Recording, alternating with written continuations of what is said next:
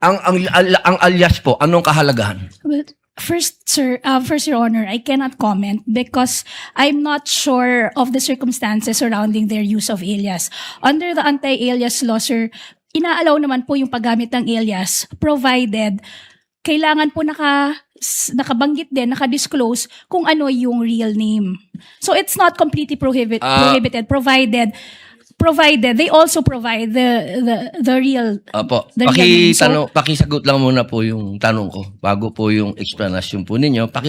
Pakisagot lang po kung narinig nyo na po yung mga alias na yan. Ngayon lang po nyo narinig. some of it po, Your Ayun. Honor, to be candid, some of it I've already heard. Magmula po 1892 hanggang 1896, ginagamit po nila ang mga alias na yan. Nagkaroon lang po ng isang traidor, ang pangalan ay Teodoro Patino, na nagbulgar sa Katipunan. Alam po ba niyo? Yes, Your Honor.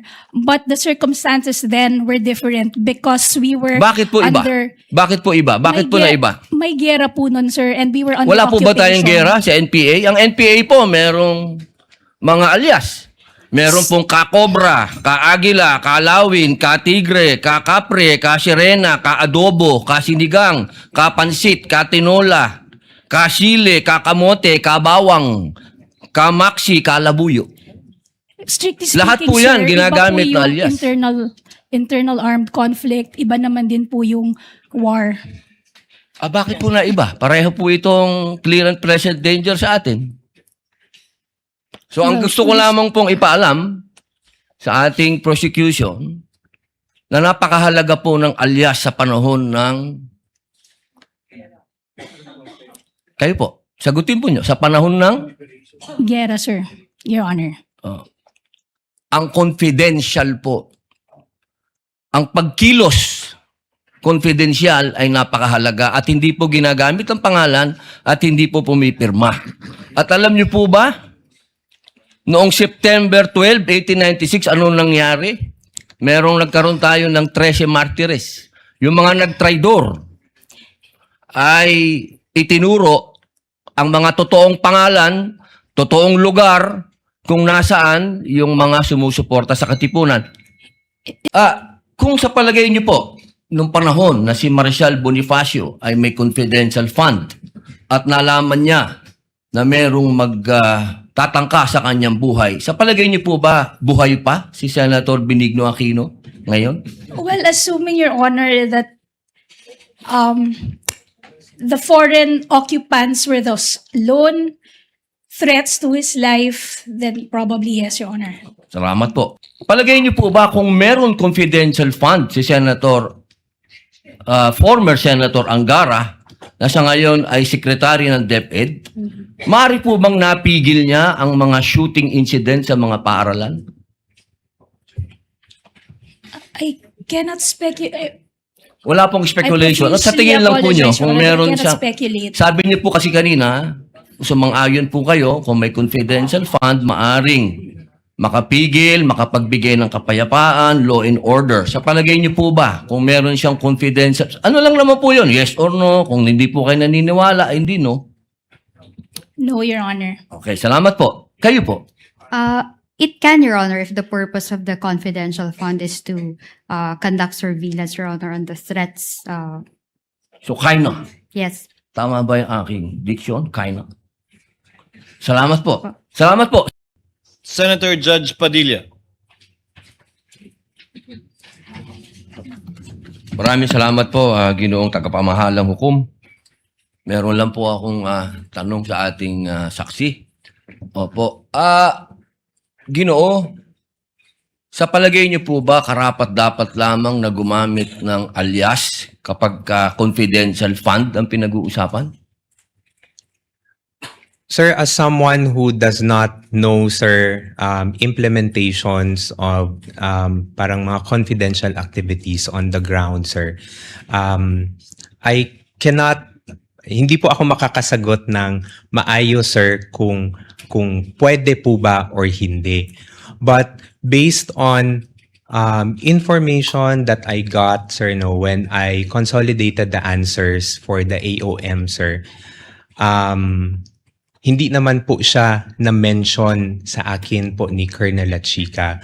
But I know, sir, that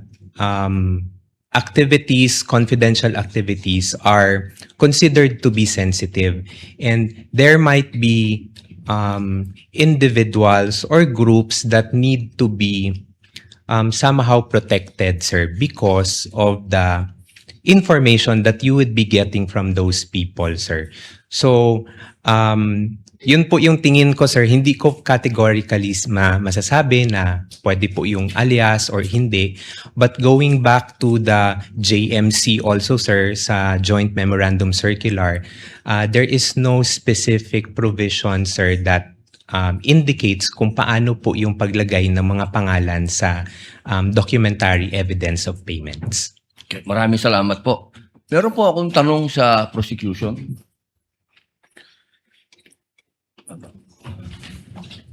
Magandang hapon po. Napakaganda po ng inyong ngiti. Good Opo. afternoon din po, sir. Opo. Batid po ba ninyo ngayon, mga petsa na to, kung ano ang pinagdiriwang natin sa Pilipinas? Magmula po 19 hanggang 30. Buwan ng wika daw po, sir. Bukod po sa buwan ng wika, National Heroes Day. National Heroes Day. Ito po ay hango sa ating mga bayani. Tama po ba? Opo. Opo. Naniniwala po ba kayo na ang ating mga bayani ay may mga alias? Kilala niyo po ba sila Di Masalang? I'm sorry po sa aking history teacher. Ayan, opo. Hindi ko na po maalala. Ito po ang pinakamagandang panahon para maipaalala po sa inyo na ang ating mga bayani ay gumamit ng mga alias. Di Masalang, Siling Labuyo, Tikbalang, Tagailog, May Pag-asa, Buwan, Magdalo, Leon Kilat, Vibora, Lakambini, Paralitiko, Dimas, Alipato, Liwanag, Balite, at marami pa pong iba. Ano po ang kahalagahan dito, palagay po ninyo? Ang alias po, anong kahalagahan? Well, first, sir, Your Honor, I cannot comment because I'm not sure of the circumstances surrounding their use of alias. Under the anti-alias law, sir, inaalaw naman po yung paggamit ng alias provided kailangan po nakabanggit din, nakadisclose kung ano yung real name. So it's not completely prohibited provided they also provide the real Opo. the real name. So, Pakisagot lang muna po yung tanong ko bago po yung explanation po ninyo. Pakisagot lang po kung narinig nyo na po yung mga alias na yan. Ngayon lang po nyo narinig. some of it po, Your Ayun. Honor, to be candid, some of it I've already heard. Magmula po 1892 hanggang 1896, ginagamit po nila ang mga alias na yan.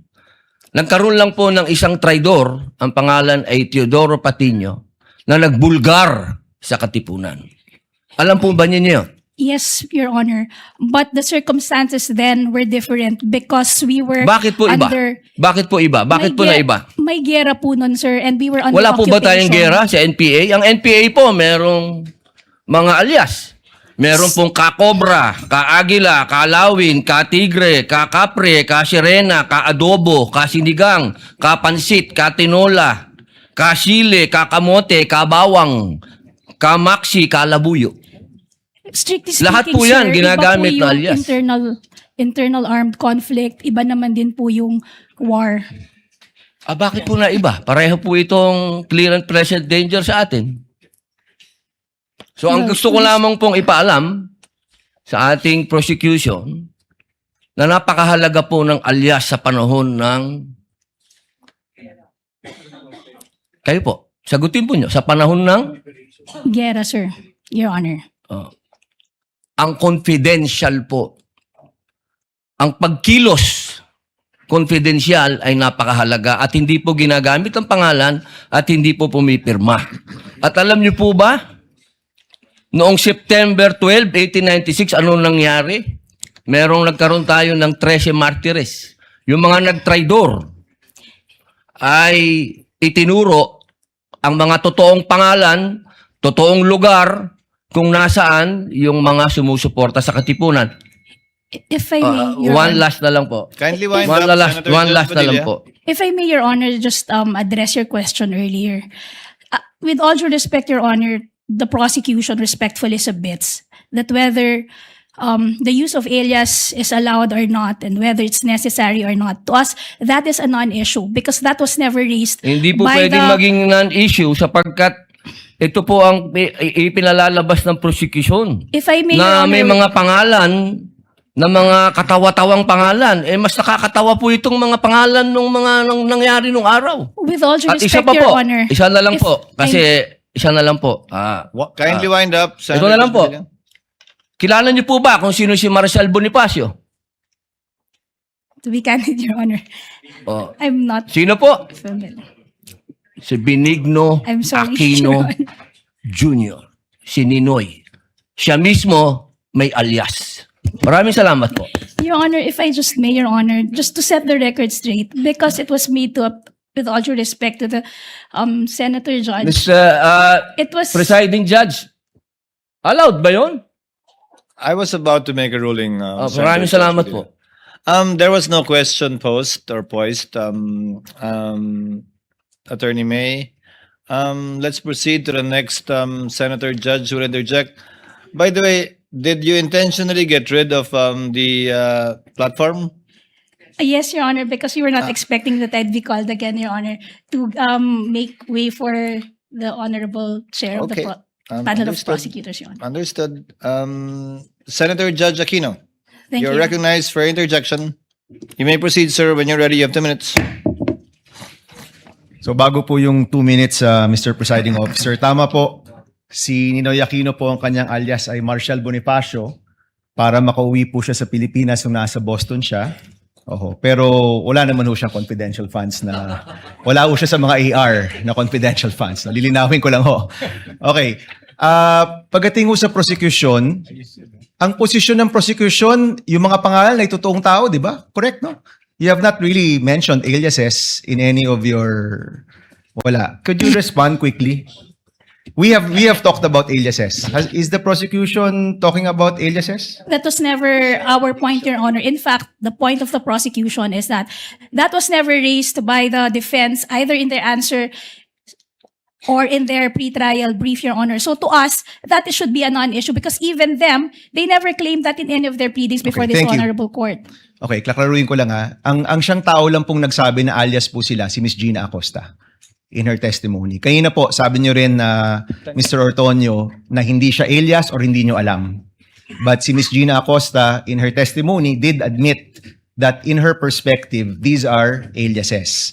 No, just for the record po. Okay. You Maraming may salamat proceed po. with your interjection, sir. You have 2 minutes. Maraming salamat po, Ginoong tagapamahalang hukom. Tuloy ko lang po yung ating tanungan. Opo.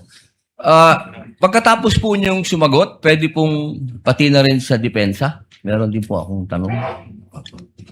Kanina po, nahinto tayo kay Before Marcial you continue, Bonifacio. Senator Judge Padilla, next time, Attorney Christine, do you need a platform similar to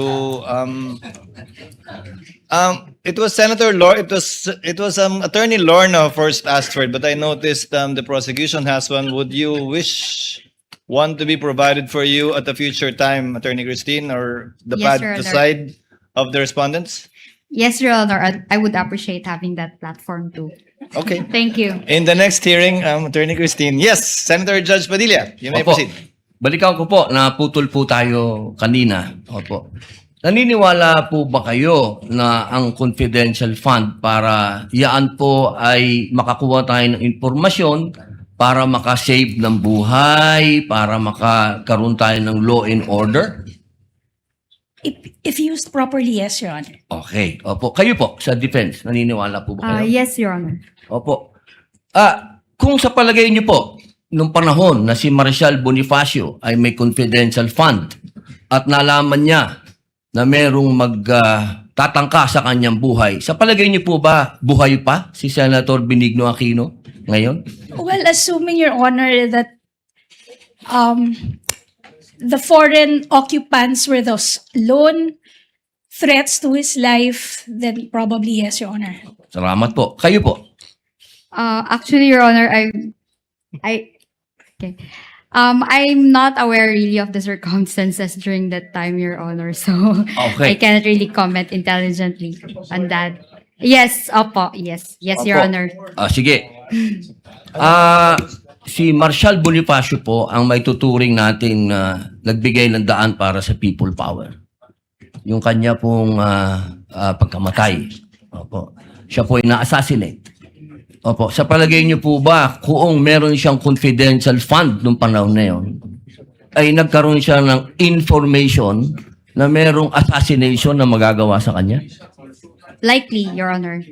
Salamat po. Pangalawang tanong po. Palagay niyo po ba kung meron confidential fund si former Senator Angara, na sa ngayon ay sekretary ng DepEd, maaari po bang napigil niya ang mga shooting incident sa mga paaralan?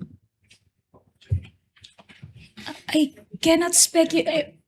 Wala pong speculation. Sa tingin lang po niyo, kung meron siyang... speculate. Sabi niyo po kasi kanina, sumang-ayon po kayo, kung may confidential fund, maaring makapigil, makapagbigay ng kapayapaan, law and order. Sa palagay niyo po ba, kung meron siyang confidential, ano lang naman po yun? Yes or no? Kung hindi po kayo naniniwala, ay hindi, no?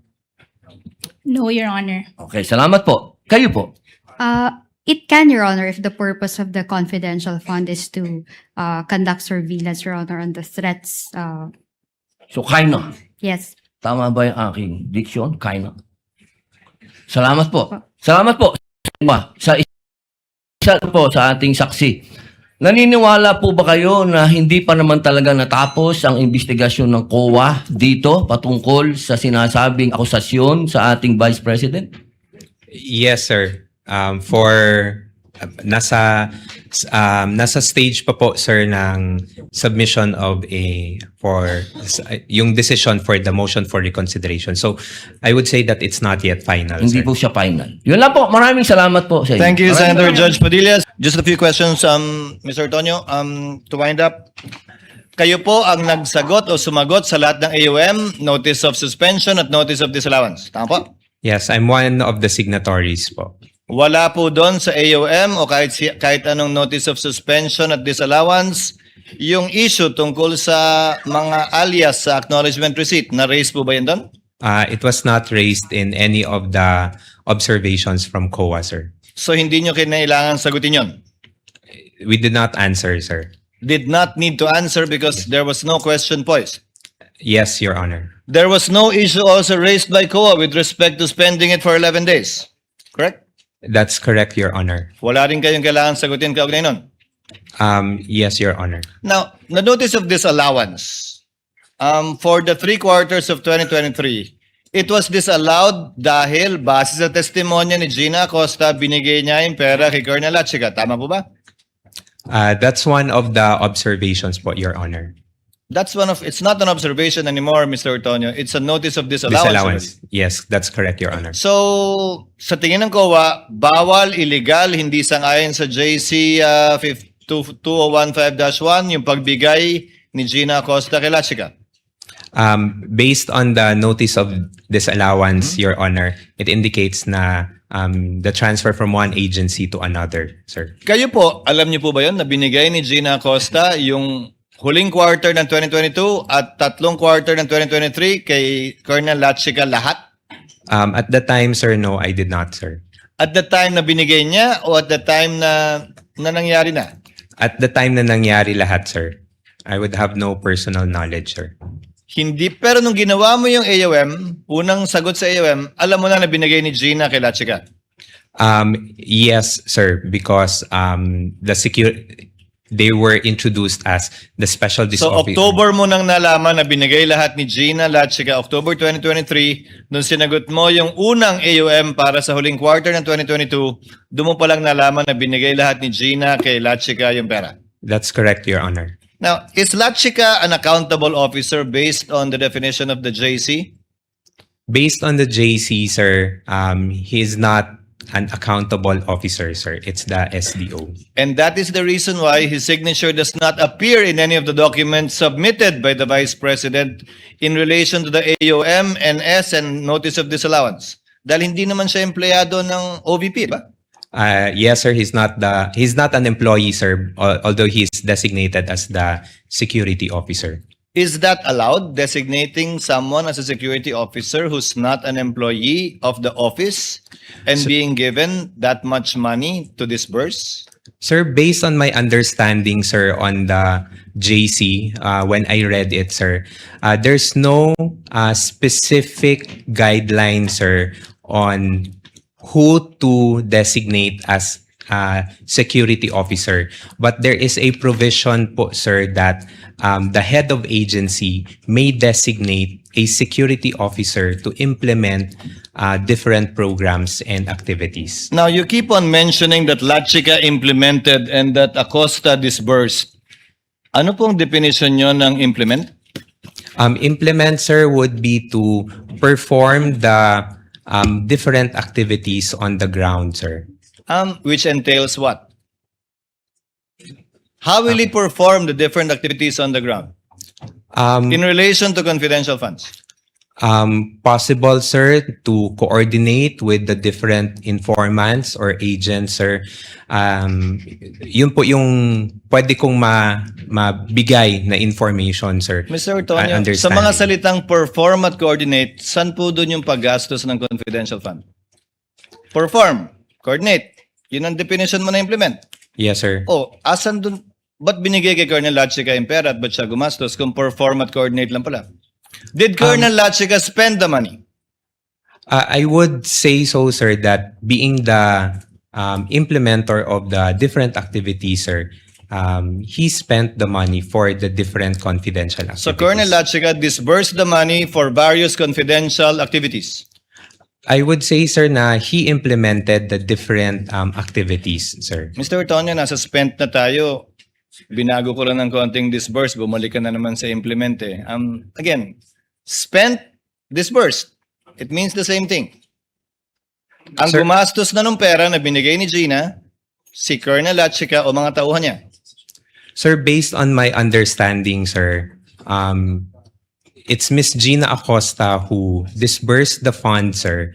And then si Colonel Lachica po yung implement or conduct ng mga confidential activities Hindi on the ground. nagbayad si Colonel Lachica? Part of his duties as the implementer, sir, nagbayad Magbayad. siya doon sa mga... So is it your theory that Gina disbursed to Lachica as an end user? Yun po yung ano ko, sir. That's my understanding po, sir. Kung on end that. user si Lachica, bakit niya binawi yung acknowledgement receipt niya nung nagbigay na siya ng mga acknowledgement receipt para sa di umano binayaran niya? Ba't hindi tinago sa file? Sir, in terms of binawi po yung AR, sir, I Ni do not Lachica? know- I do not know of that, sir, because That's what The- Gina said. the AR, sir, were given to me by Miss Gina, and then that's what I submitted Mr. to the Antonio, Commission on Audit. the ARs of the various aliases na binanggit, yung kanina pa sinasabi, ng iba't ibang apelido, kasama yung apelido ko, yun yung sinubmit ni Colonel Lachica. Ayon kay Gina, nagbigay siya ng pera kay Colonel Lachica at bilang katibayan, nagbigay na acknowledgement receipt si Colonel Lachica. Pero nung nagbigay siya ng mga acknowledgement receipt at liquidation, binawi daw ni Colonel Lachica yung acknowledgement receipt. So wala kang kopya ng acknowledgement receipt ni Lachica? Sir, I'm sorry, sir. None. Ang pagkakaalam ko, sir, is that I got the box with acknowledgement receipt, sir, from the special disbursing officer. And So that's you're what not aware of any acknowledgement receipt signed by Lachica? Sir. So if Gina disbursed to him, ba't hindi mo hinanap yung acknowledgement receipt kay Lachica?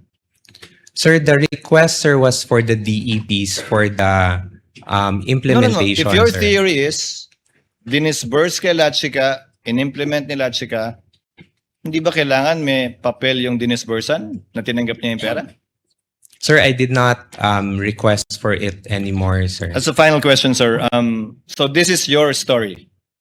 You placed in the PAP, or you know that what they placed in the PAP, Good Governance Program, Socioeconomic Delivery Program, pero gagastusin yung confidential fund para sa informants, para tiyakin na ligtas ang ikalawang Pangulo saan man siya magpunta sa bansa, kaugnay ng trabaho niya, at ginamit itong confidential fund para bumili ng impormasyon, pera binigay para ipambili ng pagkain, ng silya, ng computer, ng gamot, kapalit ay impormasyon para matiyak ang kaligtasan ng VP at napatunayang matagumpay yon dahil walang nangyaring masama sa ating Vice Presidente hanggang ngayon.